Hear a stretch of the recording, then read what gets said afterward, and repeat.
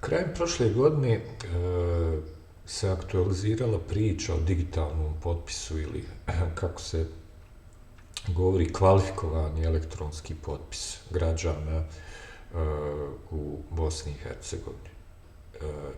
I taj dio je, kako kod nas obično biva, pretvorio se u jednu sagu u kojoj je vrlo teško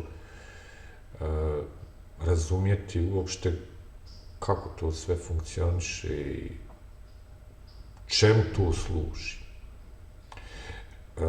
Ono što mene interesuje u tom kontekstu je digitalizacija poslovanja, konkretno digitalizacija ERP sistema, jer to je ono što mi razvijamo. Pred kraj godine smo postali klijent Unicredit banke, a razlog je što Unicredit banka ima najbolji set digitalnih usluga. I to se potvrdilo tačnim.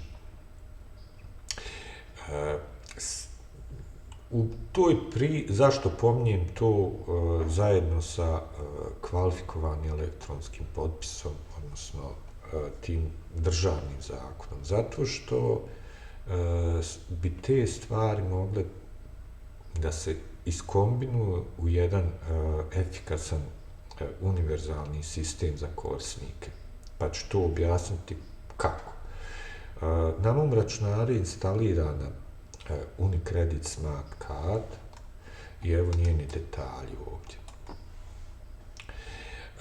Ja je koristim za siguran pristup Unicredit sistemu i ta tehnologija je apsolutno, ona je identična tehnologiji koju korisnici Uprave za indirektno oporezivanje i Porezne uprave Federacije koriste kada pričaju o digitalnom potpisu. Znači, on dobijaju USB-ove koji su identični ovom USB-u. U međuvremenu, u ovih par mjeseci su se tu stvari pomjerale u tom smislu što je taj digitalni potpis Porezne uprave pokrenut i moj kolega Jasmin Beganović je dokumentovao konkretno, evo ovdje su bilješke o certifikatu BiH pošte, znači kvalifikovanom elektronskom potpisu koji obezbeđuje BiH pošta. I to je zasnovano na toj standardnoj konci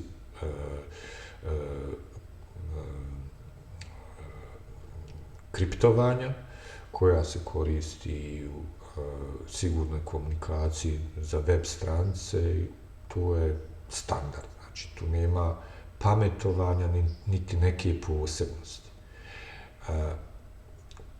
Problem, što se pokazalo definitivno i tu više dileme sada nema, je taj što svaki od tih ovlaštenih provajdera digitalnog potpisa bosanskog može ispričati svoju priču, ali hajde što on može ispričati svoju priču, nego organizacije koje su korisnici, koji primjenjuju taj digitalni potpis, mogu odabrati neke svoje provajdere koji zadovoljavaju sve to. I time čitav koncept univerzalnog digitalnog potpisa gubi na smislu. Jer ako, recimo, firma Bringout, pošto mene interesuje poslovanje pravnih lica, ako firma Bringout ima kvalifikovani elektronski potpis, sve organizacije u Bosni i Hercegovini moraju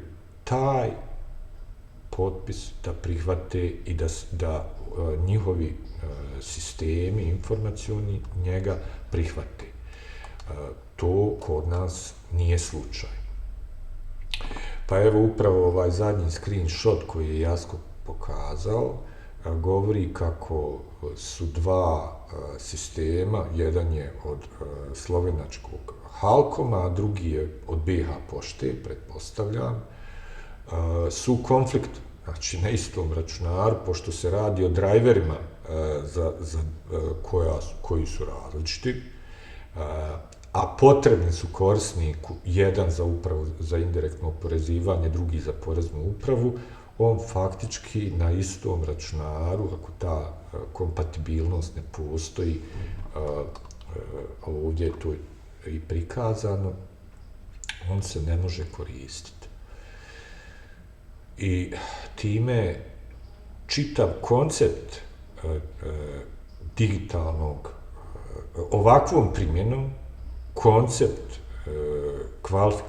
jedinstvenog kvalifikovanog elektronskog potpisa je pao u vodu.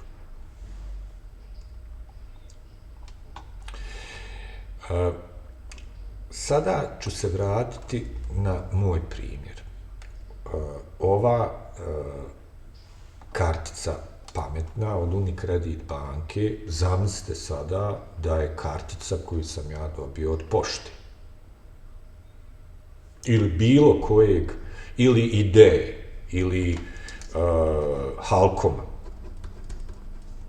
Ja, kao bring out, sam u posjedu toga, imam kvalifikovani elektronski potpis, ja sam bring out i to svi u Bosni i Hercegovini sistemi na osnovu imanja ove kartice treba da prepoznaju. Pokrenut ću sada Unicredit banku i aktivirat ću njihov sistem. I sad zamislite da je ta banka obavezna da prihvaća digitalni elektronski potpis od mog provajdera IDE, recimo. I da je to ta kartica. Stavljam PIN, sistem me pita za taj certifikat i sada ovdje se moramo zaustaviti, pošto je moj sistem Linux i on sada traži aktiviranje dodatne aplikacije koja kontroliše potpis, koja na mom Linux sistemu ne postoji. Ali da sam na Windows sistemu, imao bi instaliranu nekakvu aplikaciju koja bi me ponovo pitala za PIN. Ovo je neki aplikativni nivo koja je implementacija Unicredit banke elektronskog poslovanja implementirala, a mogla i da ga ne implementira, mogla i drugačije da ga implementira. Ali svejedno možemo da kažemo da smo se prijavili i da ovaj sistem može da zna da sam ja bring out jer posjedujem i verificirao sam se sa smart cardom, sa pametnom karticom. Sljedeći korak koji mene interesuje jeste mogu li ja taj isti digitalni potpis iskoristiti za svoj ERP sistem ili bilo koji drugi digitalni sistem. U našem slučaju svi naši servisi, ovo je Nextcloud, za pristup fajlovima, za naš interni chat sistem, ovo je Redmine, projekt management sistem koji mi koristimo, ovo je naš email sistem i ovo je naš Odoo ERP sistem koji koristimo. Svi oni, njihova autentifikacija se vrši metodom single sign-ona, znači jednom tačkom autentifikacije, koju radi treći sistem od povjerenja, koji je u našem slučaju key clock sistem, ali to su sve standardi. Znači, ja pričam sada o nečemu što je univerzalno i što može svaki provider, poštujući ove standarde, da implementira. Zato ću pokazati kako smo mi naš key clock otvorili tako da on prepoznaje smart card Unicredita i zna mene da identificira kao korisnika. I evo, on me pita isto tako, vidi se da ga to interesuje. Ovaj prvi način je naš standardni način kako mi koristimo. To je dvostepeni način, prvo username i password, a sljedeća ide sa Google autentifikatorom. Vi vjerovatno kod drugih banaka koristite često ovaj sistem koji je manje siguran nego smart card, ali isto je tako dovoljno siguran u primjeni.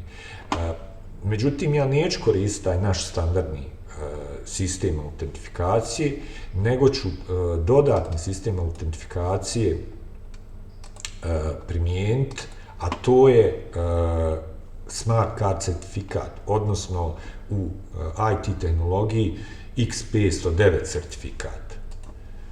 I moj key clock je podešen da on provjerava i može da komunicira sa smart card sistemom i da provjeri taj certifikat i na osnovu toga da ovog usera 0309 smart kartice mapira u usera Ernad Husremović u sistemu. I ja sam ušao u sistem. Sada, šta ovo znači? Ovo znači da ja sam putem istog sistema autentifikacije, kada bi sve bilo podešeno kako treba, znači ja bih mogao da se logiram u svoju bankovnu aplikaciju, da se logiram tamo negdje što IDEA daje evidenciju javnih, neke javne informacije, kazne i slično. I da sada, kada izvršim plaćanje i recimo pokrenim ovu Unicredit online payment, to je opcija koju ja puno volim, to je business to business Unicredita, jedinstvena opcija na bosanskom tržištu. Još da se bagovi iščiste, to je sjajna stvar. Faktički, sa ovom postavkom bi vrlo lako mogli doći do tačke da nakon što pošaljem na Unicredit business to business preko njihovog API-a svoje naloge za plaćanje, da isto tako unutar svog ERP sistema, s obzirom da sam logiran i da ja imam informaciju o certifikatu, da isto tako, bez odlaska u Unicredit web aplikaciju, završim proces plaćanja i to sigurno. Znači sigurno, jer ja posjedujem certifikat i trenutno moj sistem ima znanje o tom certifikatu i može sa bankom da komunicira, da razmijeni informaciju. Jesu stvarno to ti bring out koji posjeduje smart karticu na tom remote sistemu. To je to što ja vidim kao to je moja ideja o digitalnom elektronskom potpisu državnom u funkciji kako bi trebao da se uradi i to su posljedice toga su nebrojene mogućnosti integracije. Moj ERP sistem, sistem banke, neki treći sistem recimo Olix, isto tako mogu da komuniciraju sada, da on svoju e-commerce uslugu toliko pojednostavi sa našim ERP sistemom da nam je svima lakše. A to je svrha digitalizacije, a ne ove neke kvazi patriotske priče, dovoljno je ovo, započeli smo, ne, kad se sistem u temelju postavi loše, nema od tu kraja. Eto, ovdje sam bez floskula, kako neki juče Pametnjaković reče, objasnio kako ja vidim jedan digitalni sistem i podršku elektronskog potpisa državnog, dobro regulisanog unutar takvog jednog poslovnog sistema.